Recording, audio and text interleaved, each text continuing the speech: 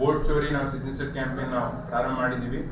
ಇದರಲ್ಲಿ ವಿಶೇಷವಾಗಿ ನಾವು ಚುನಾವಣೆ ಆಯೋಗಕ್ಕೆ ನಾವು ಪ್ರಶ್ನೆಗಳು ಕೇಳ್ತಾ ಇದ್ದೀವಿ. ಏನಂತಂದ್ರೆ, ನೀವು ಏನು CCTV ಫುಟೇಜು, ಪ್ರತಿಯೊಂದು ಬೂತಲ್ಲಿ CCTV ಫುಟೇಜ್ ಇದೆ, ಆದ್ರೂ ಕೂಡ ನೀವು ಕೊಡಕ್ಕೆ ರೆಡಿ ಇಲ್ಲ. ಯಾಕೆ ಕೊಡಕ್ಕೆ ರೆಡಿ ಇಲ್ಲ, ನೀವು ಕೊಡ್ರಿ ಅಂತ ಅನ್ಬೋದು. ಯಾಕಂದ್ರೆ ಮೊನ್ನೆನೇ ಕೂಡ ಪ್ರೆಸ್ ಕಾನ್ಫರೆನ್ಸ್ ಮಾಡಿ ಯಾವುದೇ ಒಂದು ಕಾರಣ ಹಚ್ಚಿ ನಮ್ಗೆ ಕೊಡಕ್ ಆಗಲ್ಲ ಅಂತ ಒಂದು ಎಕ್ಸ್ಕ್ಯೂಸ್ ಕೊಟ್ಟಿದ್ದಾರೆ.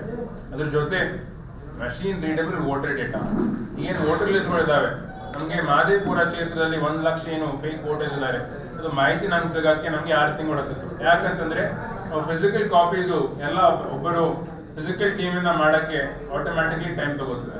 ಅದಕ್ಕೆ machine readable voter data election commission ಅವರು ಕೊಡಬೇಕು ಅಂತ ಅಂಬೋದು ಕೂಡ ನಾವು ಕೇಳ್ತಾ ಇದ್ದೀವಿ. ಜೊತೆ ಅಡಿಷನ್ ಡಿಲೀಷನ್, ಏನು ಆನ್ಲೈನ್ ಅಡಿಷನ್ ಡಿಲೀಷನ್ ಇದೆ, ಅದನ್ನು ಕೂಡ ನೀವು ಮುಂಚೆನೆ ಒಂದು ಟೈಮ್ ಸೆಟ್ ಮಾಡಬೇಕು. ಈ ತರ ಲಾಸ್ಟ್ ಮಿನಿಟ್ ಅಲ್ಲಿ ಆನ್ಲೈನ್ ಅಡಿಷನ್ ಡಿಲೀಷನ್ ಆಗಬಾರ್ದು. ಮತ್ತೆ ಯಾರ್ಯಾರು ಅಧಿಕಾರಿಗಳು ಇದರಲ್ಲಿ ತಪ್ಪಿಸ್ತಾರ ಅವ್ರ ಮೇಲೆ ಕ್ರಮ ತಗೋರಿ ಅಂತ ಅಂಬೋದು ಕೂಡ ನಾವು ಸಿಗ್ನೇಚರ್ ಕ್ಯಾಂಪೇನ್ ಪ್ರಾರಂಭ ಮಾಡಿದ್ದೀವಿ.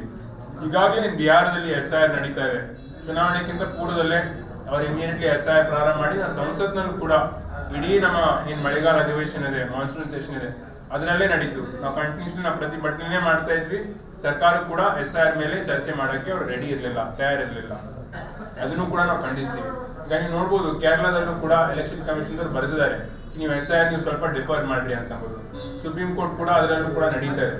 ಇದಕ್ಕೆ ನಾವು ಎಲೆಕ್ಷನ್ ಕಮಿಷನ್ ದವ್ರಿಗೆ ನಾವು ಏನಂತ ಹೇಳ್ತೀವಿ, ನೀವು ಪಕ್ಷಾತೀತವಾಗಿ ಮಾಡ್ಬೇಕು. ನೀವು ಒಂದು ಕಾನ್ಸ್ಟಿಟ್ಯೂಷನಲ್ ಸಂವಿಧಾನಿಕ ಹುದ್ದೆ ಮೇಲೆ ಇದ್ರಿ, ಒಂದು ಕಾನ್ಸ್ಟಿಟ್ಯೂಷನಲ್ ಅಥಾರಿಟಿ ಇದೆ, ಪಕ್ಷಾತೀತವಾಗಿ ನೀವು ಕೆಲಸ ಮಾಡ್ರಿ. ಈ ತರ ನೀವು ಒಂದೇ ಪಕ್ಷಕ್ಕೆ ನೀವು ಬೆಂಬಲ ಕೊಡ್ಬೇಡ್ರಿ ಅಂತಂಬೋದು ನಾವು ಎಲ್ಲಾ ಕಡೆ ನಾವು ಪ್ರತಿಭಟನೆ ಮಾಡ್ತಿದ್ವಿ. ನಮ್ಮ ಪಕ್ಷ ಕಾಂಗ್ರೆಸ್ ಪಕ್ಷ ಇಡೀ ಭಾರತ ದೇಶದಲ್ಲಿ 5 ಲಕ್ಷ ಸಿಗ್ನೇಚರ್ ತಗೋಬೇಕು ಅಂತಂಬೋದು ಒಂದು ಗುರಿ ಇಟ್ಟಿದೆ.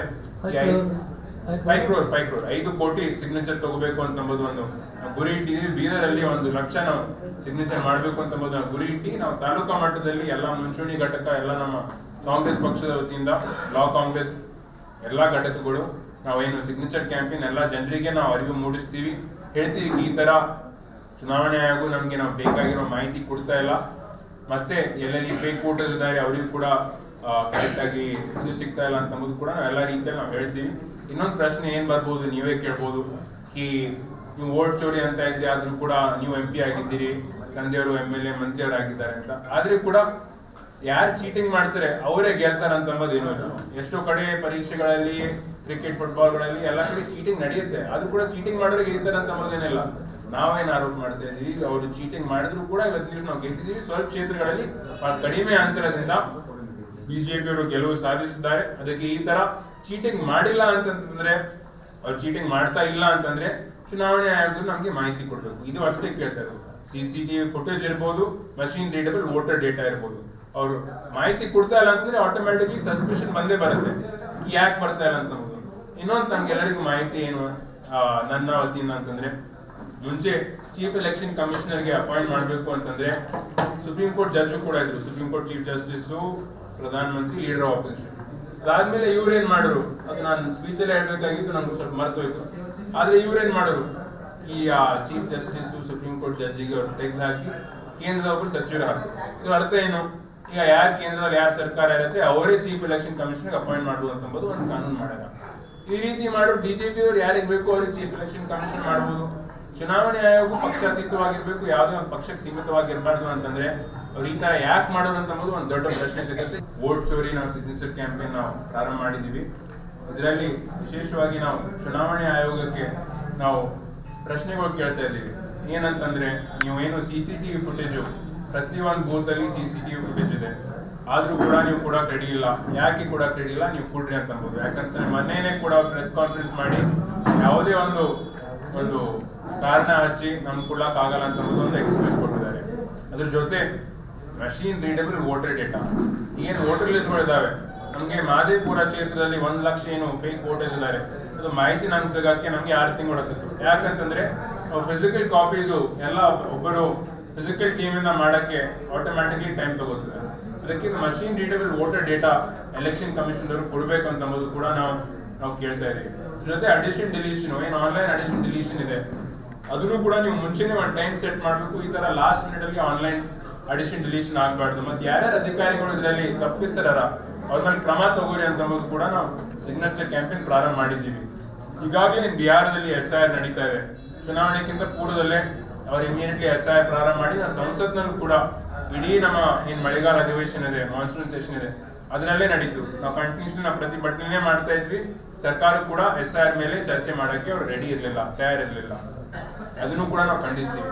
ಈಗ ನೀವು ನೋಡ್ಬೋದು, ಕೇರಳದಲ್ಲೂ ಕೂಡ ಎಲೆಕ್ಷನ್ ಕಮಿಷನ್ ಬರೆದಿದ್ದಾರೆ, ನೀವು SIR ನೀವು ಸ್ವಲ್ಪ ಡಿಫರ್ ಮಾಡ್ರಿ ಅಂತ ಅಂಬೋದು. ಸುಪ್ರೀಂ ಕೋರ್ಟ್ ಕೂಡ ಅದರಲ್ಲೂ ಕೂಡ ನಡೀತಾ ಇದೆ. ಇದಕ್ಕೆ ನಾವು ಎಲೆಕ್ಷನ್ ಕಮಿಷನ್ ನಾವು ಏನಂತ ಹೇಳ್ತೀವಿ, ನೀವು ಪಕ್ಷಾತೀತವಾಗಿ ಮಾಡ್ಬೇಕು. ನೀವು ಒಂದು ಕಾನ್ಸ್ಟಿಟ್ಯೂಷನಲ್ ಸಾಂವಿಧಾನಿಕ ಹುದ್ದೆ ಮೇಲೆ ಇದ್ರಿ, ಒಂದು ಕಾನ್ಸ್ಟಿಟ್ಯೂಷನಲ್ ಅಥಾರಿಟಿ ಇದೆ, ಪಕ್ಷಾತೀತವಾಗಿ ನೀವು ಕೆಲಸ ಮಾಡ್ರಿ. ಈ ತರ ನೀವು ಒಂದೇ ಪಕ್ಷಕ್ಕೆ ನೀವು ಬೆಂಬಲ ಕೊಡ್ಬೇಡ್ರಿ ಅಂತಂಬೋದು ನಾವು ಎಲ್ಲಾ ಕಡೆ ನಾವು ಪ್ರತಿಭಟನೆ ಮಾಡ್ತಿದ್ವಿ. ನಮ್ಮ ಪಕ್ಷ ಕಾಂಗ್ರೆಸ್ ಪಕ್ಷ ಇಡೀ ಭಾರತ ದೇಶದಲ್ಲಿ 5 ಲಕ್ಷ ಸಿಗ್ನೇಚರ್ ತಗೋಬೇಕು ಅಂತಂಬೋದು ಒಂದು ಗುರಿ ಇಟ್ಟಿದೆ. 5 crore 5 ಕೋಟಿ ಸಿಗ್ನೇಚರ್ ತಗೋಬೇಕು ಅಂತಂಬೋದು ಒಂದು ಗುರಿ ಇಟ್ಟಿದ್ವಿ. ಬೀದರಲ್ಲಿ 1 ಲಕ್ಷ ನಾವು ಸಿಗ್ನೇಚರ್ ಮಾಡ್ಬೇಕು ಅಂತಂಬೋದು ಗುರಿ ಇಟ್ಟು ನಾವು ತಾಲೂಕಾ ಮಟ್ಟದಲ್ಲಿ ಎಲ್ಲ ಮುಂಚೂಣಿ ಘಟಕ, ಎಲ್ಲ ನಮ್ಮ ಕಾಂಗ್ರೆಸ್ ಪಕ್ಷದ ವತಿಯಿಂದ ಲಾ ಕಾಂಗ್ರೆಸ್ ಎಲ್ಲಾ ಘಟಕಗಳು ನಾವೇನು ಸಿಗ್ನೇಚರ್ ಕ್ಯಾಂಪೇನ್ ಎಲ್ಲ ಜನರಿಗೆ ನಾವು ಅರಿವು ಮೂಡಿಸ್ತೀವಿ. ಹೇಳ್ತೀವಿ ಈ ತರ ಚುನಾವಣೆ ಆಯೋಗ ನಮ್ಗೆ ನಾವು ಬೇಕಾಗಿರೋ ಮಾಹಿತಿ ಕೊಡ್ತಾ ಇಲ್ಲ, ಮತ್ತೆ ಎಲ್ಲೆಲ್ಲಿ ಫೇಕ್ ವೋಟರ್ಸ್ ಇದ್ದಾರೆ ಅವರಿಗೂ ಕೂಡ ಕರೆಕ್ಟ್ ಆಗಿ ಇದು ಸಿಗ್ತಾ ಇಲ್ಲ ಅಂತಂಬುದು ಕೂಡ ನಾವೆಲ್ಲ ರೀತಿಯಲ್ಲಿ ನಾವು ಹೇಳ್ತೀವಿ. ಇನ್ನೊಂದು ಪ್ರಶ್ನೆ ಏನ್ ಬರ್ಬೋದು, ನೀವೇ ಕೇಳ್ಬೋದು, ನೀವು ವೋಟ್ ಚೋರಿ ಅಂತ ಇದ್ರಿ, ಆದ್ರೂ ಕೂಡ ನೀವು MP ಆಗಿದ್ದೀರಿ, ತಂದೆಯವರು MLA ಮಂತ್ರಿಯವರು ಆಗಿದ್ದಾರೆ ಅಂತ. ಆದ್ರೂ ಕೂಡ ಯಾರು ಚೀಟಿಂಗ್ ಮಾಡ್ತಾರೆ ಅವರೇ ಗೆಲ್ತಾರೆ ಅಂತಂಬುದು ಏನೂ ಇಲ್ಲ. ಎಷ್ಟೋ ಕಡೆ ಪರೀಕ್ಷೆಗಳಲ್ಲಿ, ಕ್ರಿಕೆಟ್, ಫುಟ್ಬಾಲ್ಗಳಲ್ಲಿ ಎಲ್ಲ ಕಡೆ ಚೀಟಿಂಗ್ ನಡೆಯುತ್ತೆ. ಆದ್ರೂ ಕೂಡ ಚೀಟಿಂಗ್ ಮಾಡೋರಿಗೆ ಗೆಲ್ತಾರೆ ಅಂತಂಬೋದೇನಿಲ್ಲ. ನಾವೇನು ಆರೋಪ ಮಾಡ್ತಾ ಇದೀವಿ, ಅವರು ಚೀಟಿಂಗ್ ಮಾಡಿದ್ರು ಕೂಡ ಇವತ್ತು ನಾವು ಗೆದ್ದಿದ್ದೀವಿ. ಸ್ವಲ್ಪ ಕ್ಷೇತ್ರಗಳಲ್ಲಿ ಕಡಿಮೆ ಅಂತರದಿಂದ ಬಿಜೆಪಿಯವರು ಗೆಲುವು ಸಾಧಿಸಿದ್ದಾರೆ. ಅದಕ್ಕೆ ಈ ತರ ಚೀಟಿಂಗ್ ಮಾಡಿಲ್ಲ ಅಂತಂದ್ರೆ, ಅವ್ರು ಚೀಟಿಂಗ್ ಮಾಡ್ತಾ ಇಲ್ಲ ಅಂತಂದ್ರೆ ಚುನಾವಣೆ ಆಯೋಗದಲ್ಲಿ ನಮ್ಗೆ ಮಾಹಿತಿ ಕೊಡ್ಬೇಕು. ಇದು ಅಷ್ಟೇ ಕೇಳ್ತಾ ಇರೋದು. CCTV ಫುಟೇಜ್ ಇರ್ಬೋದು, ಮಷೀನ್ ರೀಡಬಲ್ ವೋಟರ್ ಡೇಟಾ ಇರ್ಬೋದು. ಅವರು ಮಾಹಿತಿ ಕೊಡ್ತಾ ಇಲ್ಲ ಅಂತಂದ್ರೆ ಆಟೋಮ್ಯಾಟಿಕ್ಲಿ ಸಸ್ಪಿಷನ್ ಬಂದೇ ಬರುತ್ತೆ, ಯಾಕೆ ಬರ್ತಾ ಇಲ್ಲ ಅಂತ. ಇನ್ನೊಂದು ನಮ್ಗೆಲ್ಲರಿಗೂ ಮಾಹಿತಿ ಏನು ನನ್ನ ವತಿಯಿಂದ ಅಂತಂದ್ರೆ, ಮುಂಚೆ ಚೀಫ್ ಎಲೆಕ್ಷನ್ ಕಮಿಷನರ್ಗೆ ಅಪಾಯಿಂಟ್ ಮಾಡಬೇಕು ಅಂತಂದ್ರೆ ಸುಪ್ರೀಂ ಕೋರ್ಟ್ ಜಡ್ಜು ಕೂಡ ಇದ್ರು. Supreme court chief justice, Pradhan Mantri, leader of opposition. ಅದಾದ್ಮೇಲೆ ಇವ್ರೇನ್ ಮಾಡೋರು, ಅದು ನಾನು ಸ್ಪೀಚಲ್ಲಿ ಹೇಳ್ಬೇಕಾಗಿತ್ತು, ನಮ್ಗೆ ಸ್ವಲ್ಪ ಮರ್ತೋಯ್ತು. ಆದ್ರೆ ಇವ್ರೇನ್ ಮಾಡೋರು, ಈ ಚೀಫ್ ಜಸ್ಟಿಸ್, ಸುಪ್ರೀಂ ಕೋರ್ಟ್ ಜಡ್ಜಿಗೆ ಅವ್ರು ತೆಗೆದುಹಾಕಿ ಕೇಂದ್ರದ ಒಬ್ಬರು ಸಚಿವರು ಹಾಕಿದ್ರು. ಇದ್ರ ಅರ್ಥ ಏನು, ಈಗ ಯಾರು ಕೇಂದ್ರದಲ್ಲಿ ಯಾರು ಸರ್ಕಾರ ಇರುತ್ತೆ ಅವರೇ ಚೀಫ್ ಎಲೆಕ್ಷನ್ ಕಮಿಷನರ್ ಅಪಾಯಿಂಟ್ ಮಾಡ್ಬೋದು ಅಂತಂಬೋದು ಒಂದು ಕಾನೂನು ಮಾಡ್ಯಾರ. ಈ ರೀತಿ ಮಾಡೋರು BJP ಅವ್ರು ಯಾರಿಗೆ ಬೇಕು ಅವ್ರಿಗೆ ಚೀಫ್ ಎಲೆಕ್ಷನ್ ಕಮಿಷನ್ ಮಾಡ್ಬೋದು. ಚುನಾವಣೆ ಆಯೋಗ ಪಕ್ಷಾತೀತವಾಗಿರ್ಬೇಕು, ಯಾವುದೇ ಒಂದು ಪಕ್ಷಕ್ಕೆ ಸೀಮಿತವಾಗಿರ್ಬಾರ್ದು ಅಂತಂದ್ರೆ ಅವ್ರು ಈ ತರ ಯಾಕೆ ಮಾಡೋದು ಅಂತಂಬೋದು ಒಂದು ದೊಡ್ಡ ಪ್ರಶ್ನೆ ಸಿಗುತ್ತೆ. ವೋಟ್ ಚೋರಿ ನಾವು ಸಿಗ್ನೇಚರ್ ಕ್ಯಾಂಪೇನ್ ನಾವು ಪ್ರಾರಂಭ ಮಾಡಿದೀವಿ. ಇದರಲ್ಲಿ ವಿಶೇಷವಾಗಿ ನಾವು ಚುನಾವಣೆ ಆಯೋಗಕ್ಕೆ ನಾವು ಪ್ರಶ್ನೆಗಳು ಕೇಳ್ತಾ ಇದ್ದೀವಿ. ಏನಂತಂದ್ರೆ, ನೀವು ಏನು CCTV ಫುಟೇಜು, ಪ್ರತಿಯೊಂದು ಬೂತ್ ಅಲ್ಲಿ CCTV ಫುಟೇಜ್ ಇದೆ, ಆದ್ರೂ ಕೂಡ ನೀವು ಕೊಡಕ್ ರೆಡಿ ಇಲ್ಲ. ಯಾಕೆ ಕೊಡಕ್ ರೆಡಿ ಇಲ್ಲ, ನೀವು ಕೊಡ್ರಿ ಅಂತಂಬೋದು. ಯಾಕಂದ್ರೆ ಮೊನ್ನೆನೇ ಕೂಡ ಪ್ರೆಸ್ ಕಾನ್ಫರೆನ್ಸ್ ಮಾಡಿ ಯಾವುದೇ ಒಂದು ಕಾರಣ ಹಚ್ಚಿ ನಮ್ಗೆ ಕೊಡಕ್ ಆಗಲ್ಲ ಅಂತಂಬೋದು ಒಂದು ಎಕ್ಸ್ಕ್ಯೂಸ್ ಕೊಟ್ಟಿದ್ದಾರೆ. ಅದ್ರ ಜೊತೆ ಮಷೀನ್ ರೀಡಬಲ್ ವೋಟರ್ ಡೇಟಾ, ಏನು ವೋಟರ್ ಲಿಸ್ಟ್ಗಳಿದಾವೆ, ನಮ್ಗೆ ಮಹದೇವಪುರ ಕ್ಷೇತ್ರದಲ್ಲಿ 1 ಲಕ್ಷ ಏನು ಫೇಕ್ ವೋಟರ್ಸ್ ಇದ್ದಾರೆ, ಅದು ಮಾಹಿತಿ ನಮ್ಗೆ ಸಿಗಕ್ಕೆ ನಮ್ಗೆ 6 ತಿಂಗಳು ಹೊತ್ತಿತ್ತು. ಯಾಕಂತಂದ್ರೆ ಫಿಸಿಕಲ್ ಕಾಪೀಸು ಎಲ್ಲ ಒಬ್ಬರು ಫಿಸಿಕಲ್ ಟೀಮ್ ಇಂದ ಮಾಡಕ್ಕೆ ಆಟೋಮ್ಯಾಟಿಕ್ಲಿ ಟೈಮ್ ತಗೋತದೆ. ಅದಕ್ಕೆ machine readable voter data election commission ಅವರು ಕೊಡ್ಬೇಕು ಅಂತಂಬೋದು ಕೂಡ ನಾವು ಕೇಳ್ತಾ ಇದೀವಿ. ಜೊತೆ ಅಡಿಷನ್ ಡಿಲೀಷನ್, ಏನು ಆನ್ಲೈನ್ ಅಡಿಷನ್ ಡಿಲೀಷನ್ ಇದೆ, ಅದನ್ನು ಕೂಡ ನೀವು ಮುಂಚೆನೆ ಒಂದು ಟೈಮ್ ಸೆಟ್ ಮಾಡಬೇಕು. ಈ ತರ ಲಾಸ್ಟ್ ಮಿನಿಟ್ ಅಲ್ಲಿ ಆನ್ಲೈನ್ ಅಡಿಷನ್ ಡಿಲೀಷನ್ ಆಗಬಾರ್ದು. ಮತ್ತೆ ಯಾರ್ಯಾರು ಅಧಿಕಾರಿಗಳು ಇದರಲ್ಲಿ ತಪ್ಪಿಸ್ತಾರ ಅವ್ರ ಮೇಲೆ ಕ್ರಮ ತಗೋರಿ ಅಂತಂಬೋದು ಕೂಡ ನಾವು ಸಿಗ್ನೇಚರ್ ಕ್ಯಾಂಪೇನ್ ಪ್ರಾರಂಭ ಮಾಡಿದ್ದೀವಿ. ಈಗಾಗಲೇ ಬಿಹಾರದಲ್ಲಿ SIR ನಡೀತಾ ಇದೆ.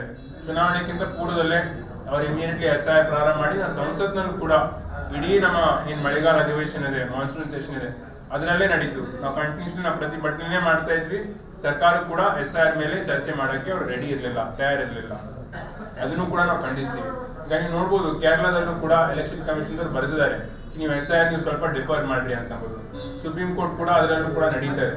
ಇದಕ್ಕೆ ನಾವು ಎಲೆಕ್ಷನ್ ಕಮಿಷನ್ ನಾವು ಏನಂತ ಹೇಳ್ತೀವಿ, ನೀವು ಪಕ್ಷಾತೀತವಾಗಿ ಮಾಡ್ಬೇಕು. ನೀವು ಒಂದು ಕಾನ್ಸ್ಟಿಟ್ಯೂಷನಲ್ ಸಾಂವಿಧಾನಿಕ ಹುದ್ದೆ ಮೇಲೆ ಇದ್ರಿ, ಒಂದು ಕಾನ್ಸ್ಟಿಟ್ಯೂಷನಲ್ ಅಥಾರಿಟಿ ಇದೆ, ಪಕ್ಷಾತೀತವಾಗಿ ನೀವು ಕೆಲಸ ಮಾಡ್ರಿ. ಈ ತರ ನೀವು ಒಂದೇ ಪಕ್ಷಕ್ಕೆ ನೀವು ಬೆಂಬಲ ಕೊಡ್ಬೇಡ್ರಿ ಅಂತಂಬೋದು ನಾವು ಎಲ್ಲಾ ಕಡೆ ನಾವು ಪ್ರತಿಭಟನೆ ಮಾಡ್ತಿದ್ವಿ. ನಮ್ಮ ಪಕ್ಷ ಕಾಂಗ್ರೆಸ್ ಪಕ್ಷ ಇಡೀ ಭಾರತ ದೇಶದಲ್ಲಿ 5 ಲಕ್ಷ ಸಿಗ್ನೇಚರ್ ತಗೋಬೇಕು ಅಂತಂಬೋದು ಒಂದು ಗುರಿ ಇಟ್ಟಿದೆ. 5 ಕೋಟಿ ಸಿಗ್ನೇಚರ್ ತಗೋಬೇಕು ಅಂತಂಬೋದು ಒಂದು ಗುರಿ ಇಟ್ಟಿದ್ವಿ. ಬೀದರಲ್ಲಿ 1 ಲಕ್ಷ ನಾವು ಸಿಗ್ನೇಚರ್ ಮಾಡ್ಬೇಕು ಅಂತಂಬೋದು ಗುರಿ ಇಟ್ಟು ನಾವು ತಾಲೂಕಾ ಮಟ್ಟದಲ್ಲಿ ಎಲ್ಲ ಮುಂಚೂಣಿ ಘಟಕ, ಎಲ್ಲ ನಮ್ಮ ಕಾಂಗ್ರೆಸ್ ಪಕ್ಷದ ವತಿಯಿಂದ ಲಾ ಕಾಂಗ್ರೆಸ್ ಎಲ್ಲಾ ಘಟಕಗಳು ನಾವೇನು ಸಿಗ್ನೇಚರ್ ಕ್ಯಾಂಪೇನ್ ಎಲ್ಲ ಜನರಿಗೆ ನಾವು ಅರಿವು ಮೂಡಿಸ್ತೀವಿ. ಹೇಳ್ತೀವಿ ಈ ತರ ಚುನಾವಣೆ ಆಯೋಗ ನಮ್ಗೆ ನಾವು ಬೇಕಾಗಿರೋ ಮಾಹಿತಿ ಕೊಡ್ತಾ ಇಲ್ಲ, ಮತ್ತೆ ಎಲ್ಲೆಲ್ಲಿ ಫೇಕ್ ವೋಟರ್ ಇದ್ದಾರೆ ಅವರಿಗೂ ಕೂಡ ಕರೆಕ್ಟ್ ಆಗಿ ಇದು ಸಿಗ್ತಾ ಇಲ್ಲ ಅಂತಂಬುದು ಕೂಡ ನಾವೆಲ್ಲ ರೀತಿಯಲ್ಲಿ ನಾವು ಹೇಳ್ತೀವಿ.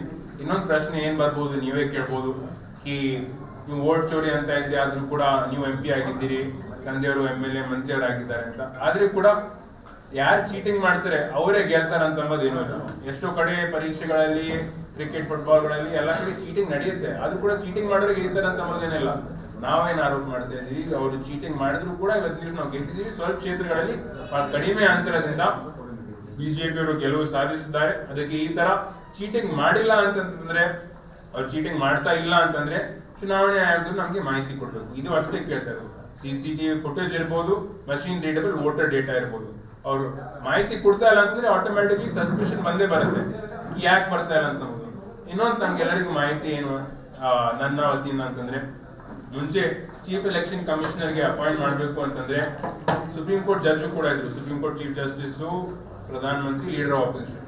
ಅದಾದ್ಮೇಲೆ ಇವ್ರೇನ್ ಮಾಡಿದ್ರು, ಅದು ನಾನು ಸ್ಪೀಚಲ್ಲಿ ಹೇಳ್ಬೇಕಾಗಿತ್ತು, ನನ್ಗೆ ಸ್ವಲ್ಪ ಮರ್ತೋಯ್ತು. ಆದ್ರೆ ಇವ್ರೇನ್ ಮಾಡಿದ್ರು, ಈ ಚೀಫ್ ಜಸ್ಟಿಸ್ ಸುಪ್ರೀಂ ಕೋರ್ಟ್ ಜಡ್ಜಿಗೆ ಅವ್ರು ತೆಗೆದುಹಾಕಿ ಕೇಂದ್ರದ ಒಬ್ಬರು ಸಚಿವರು ಹಾಕಿ. ಇದ್ರ ಅರ್ಥ ಏನು, ಈಗ ಯಾರು ಕೇಂದ್ರದಲ್ಲಿ ಯಾರು ಸರ್ಕಾರ ಇರುತ್ತೆ ಅವರೇ ಚೀಫ್ ಎಲೆಕ್ಷನ್ ಕಮಿಷನರ್ ಅಪಾಯಿಂಟ್ ಮಾಡುವುದು ಅಂತಂಬೋದು ಒಂದು ಕಾನೂನು ಮಾಡೋಣ. ಈ ರೀತಿ ಮಾಡೋರು BJP ಅವ್ರು ಯಾರಿಗೆ ಬೇಕು ಅವ್ರಿಗೆ ಚೀಫ್ ಎಲೆಕ್ಷನ್ ಕಮಿಷನ್ ಮಾಡ್ಬೋದು. ಚುನಾವಣೆ ಆಯೋಗ ಪಕ್ಷಾತೀತವಾಗಿರ್ಬೇಕು, ಯಾವುದೇ ಒಂದು ಪಕ್ಷಕ್ಕೆ ಸೀಮಿತವಾಗಿರ್ಬಾರ್ದು ಅಂತಂದ್ರೆ ಅವ್ರು ಈ ತರ ಯಾಕೆ ಮಾಡೋರು ಅಂತಂಬೋದು ಒಂದು ದೊಡ್ಡ ಪ್ರಶ್ನೆ ಸಿಗುತ್ತೆ.